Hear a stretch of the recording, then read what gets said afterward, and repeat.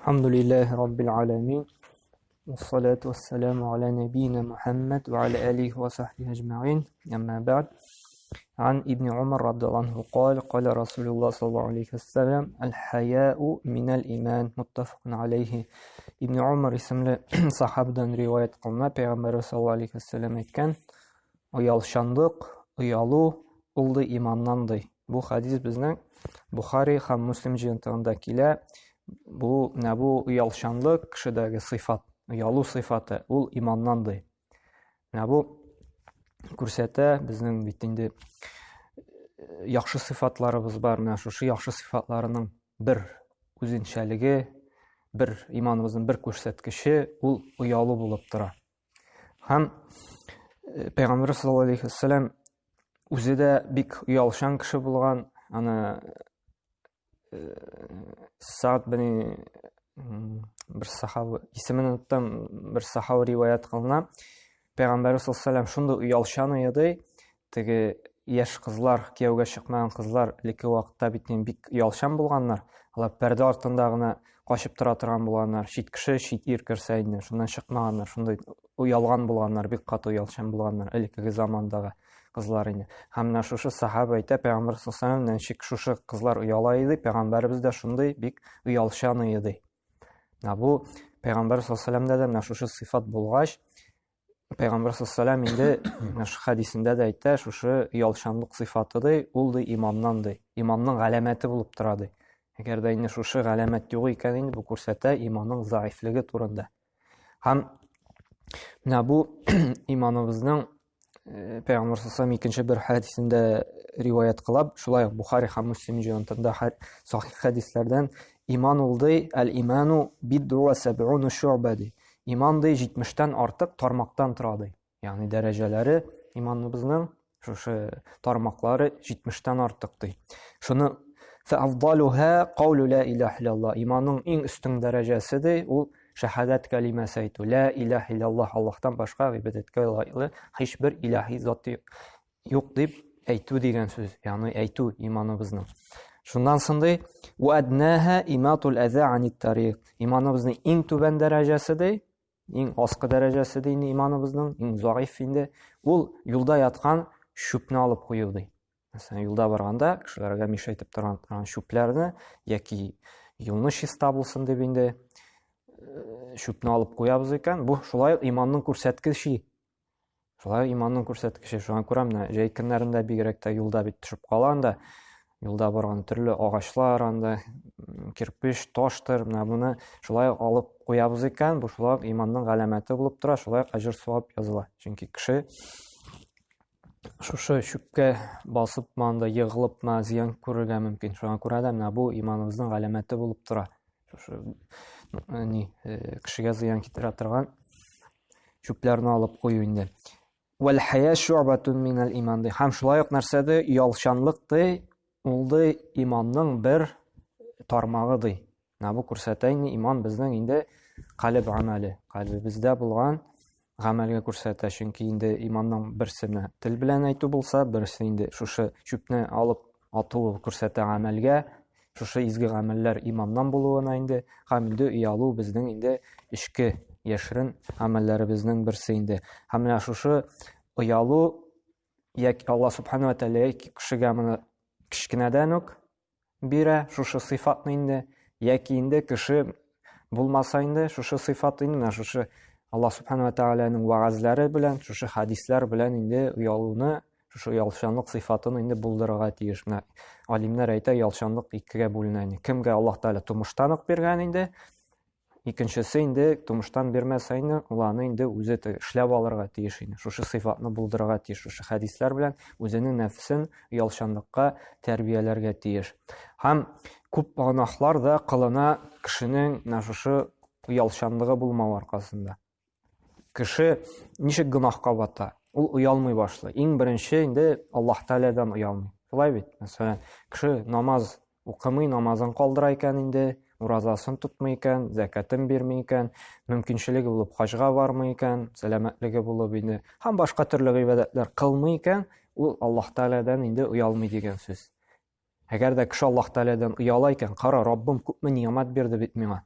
аның җиреннән йөрим, аның һавасын сулыйм, ул биргән тән белән яшим, ул биргән күз белән күрәм, ул биргән ризыкларны гына ашыйм. Шушы ниъмәтләрен биргән өчен инде мин аңа шөкер итәргә тиешмен, аңа ибадәт кылырга тиешмен, изгелекләр кылырга тиешмен дип, ул үзен буйсындыра. Кем дә инде менә шулай итеп аңа итәгать итми, шөкерсезлек белдерә инде, менә бу оятын югалткан кеше була, оятсыз була инде. Һәм шулай ук кешеләр белән мөнәсәбәт кылганда, мәсәлән, кеше уйлады икән зина кылырга. Ул шулай ук оятын, оялчанлыгын югалткан була. Чөнки ул уялмый, шушы, мәсәлән, ират бер хатын-кыз белән зина кылырга булды икән, ул уялмый. Шушы хатыннан да, шушы хатынның әтисеннән дә кемнеңдер кызы бит инде ул. Яки Алла сакласын, кемнеңдер хатыны. Уялмый аның иреннән дә, аның әтисеннән дә, яки әле кияүдә булып балалары булса, шуның балаларыннан да. Чөнки бу шушы фәхешлекне эшли, бузыклыкны ул уяла белми шушы кешеләрдән дә. Моның уяты юк дигән сүз. Бу кешенең уяты үлгән, биткән дигән сүз. Кашкан. Яки караклык эшли, шулай ук уялчанлыгы биткән була, уялуы биткән була бу кешене, шушы кешенең хакын кирип ала, буза, аңа хак булмаган нәрсәне ала. Менә шушы җәмгыятьтә уялчанлык бетсә, менә шушы бузыклыклар, гөнаһлар артачак. Кешедә уялчанлык катырак булган сайын, ул уялачак кешеләрдән дә, иң беренче Аллаһ Тәгаләдән, аннары инде кешеләрдән шушы бузыклыкны, шушы начарлыкны эшләргә. Һәм галимнәр әйтәләр, менә бу гөнаһ күп кылыпты, кешедән ди, шушы уялчанлык бетә ди. Калбиннән шушы уялчанлык кача ди. Менә бу уялчанлык ди тақвалыкка илтә инде. Тақвалык инде безне нәрсә? Җәннәткә илтә. Шулай бит. Әгәр дә инде шушы уялчанлык безнең бетә икән, кими икән инде безнең тақвалык та бетә инде. Тақвалык биткәч инде калбыбыз үлә, ул таш сыман катачак. Һәм инде сәбәп булачак безнең инде җәһәннәмгә керүебезгә инде.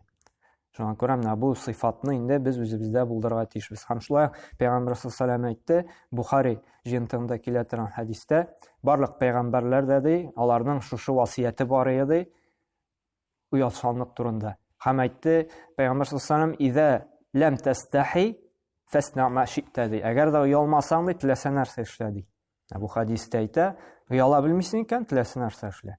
Чынлап та, кеше уяла белми икән, теләсә нәрсә эшли. Ул кешене дә үтерә, ул анда уялмый, анда дуңгыз кебек эшә дә, урамда йоклап ята, ул уялмый. Кешеләр әйтер, әти-әнисе күрер, туганнар әйтер, уялмый, уялчанлыгы качкан. Уялган кеше бит инде эшеп урамда йоклап ятмый, уяты калган кеше инде аңа бәрбер. Шушы дуңгыз дәрәҗәсенә төшә. Урамда анда эт кебек йоклап ята шунда. Менә бу кешенең уялчанлыгы качкан дигән сүз. Кешенең, менә шушы хәдистә әйтә, уялмасаң теләсә нәрсә эшлә. Менә ул кешедә уяла белмәсә, ул теләсә нәрсә эшли. Һәм менә бу булды инде уялчанлыкның фазиләте турында шушы хәдис әйтә безне. Уялучан булырга. Әмма ләкин инде бер тискәре ягы бар, тискәре ягы түгел инде, русча әйтсәк тә, порицаемый. Ничек була порицаемый татарча? Порицаемый. Ну, искәрмә дигәндә кай чакта безгә уялырга ярамый. Шулай ук бар, менә шундый кире ягы инде. Кешеләр арасында була икән, намаз вакыты җитте, һәм намаз укырга кирәк. Һәм инде укымаса, намаз вакыты чыгарга мөмкин. Бирәк тә кышкыннар. Менә бу вакытта кешеләрдән уялып намазны калдыра икән, менә бу инде харам уялуга керә инде. Ярамый бу вакытта уялып торырга инде. Аллаһның әмере беренче булырга тиеш. Яки кешеләр ялган сөйлиләр ди, хаклыкны әйтергә шулай уялырга ярамый. Без хаклыкны әйтергә, хаклыкны ирештергә тиешбез. Менә бу вакытта уялу инде макрух, кайбырата харам дәрәҗәсенә төшә. Бу вакытта уялырга ярамый. Хаклыкны әйтергә тиешбез. Берәр кешеләрдән уялып Аллаһ Тәгалә гөнаһ кылырга тиеш түгелбез. Менә бу якны шулай ук белергә кирәк. Уялу, менә бу инде иң беренче өлештә сөйләп киткән нәрсәләрдән инде. Әмма ләкин Аллаһның хакын боза торган гөнаһлы кешеләрдән куркып инде, кешеләрдән уялып, инде намаз укысам нәрсә әйтерләр инде, көлерләр инде, уяла кеше. Менә бу инде тыелган уялу булып тора инде. Калган инде менә бу әдәп әхлакта инде безнең уялу булырга тиеш. Менә бу безнең иманыбызның бер сыйфаты булып тора, уялчанлык. Һәм Алла Субханаһу ва Тәгалә инде безгә шушы сыйфат белән сыйфатланырга насыйп әйләсен. Ничек Пәйгамбәр саллаллаху алейһи ва саллям уялчан булган, шундый ук оялчан булып инде гөнаһлардан, бузык гамәлләрдән тыелырга насыйп әйләсен иде инде. Һәм инде әйткәнемчә тагын бер кабатлыйм, әгәр дә җәмгыятьтә кешеләрдә оялчанлык бетә икән, хәзерге көндәге кебек инде менә кешедә бит оялы юк, нәрсә генә эшләмиләр, Алла сакласын. Шушы бер сәбәп инде җәмгыятьтә оялчанлык бетү белән менә шушы фәхешлек, шушы бузыклык тарала инде. Һәм шуңа күрә менә бу хәдисләр белән без үзебезне, якыннарыбызны инде тәрбияләргә тиешбез.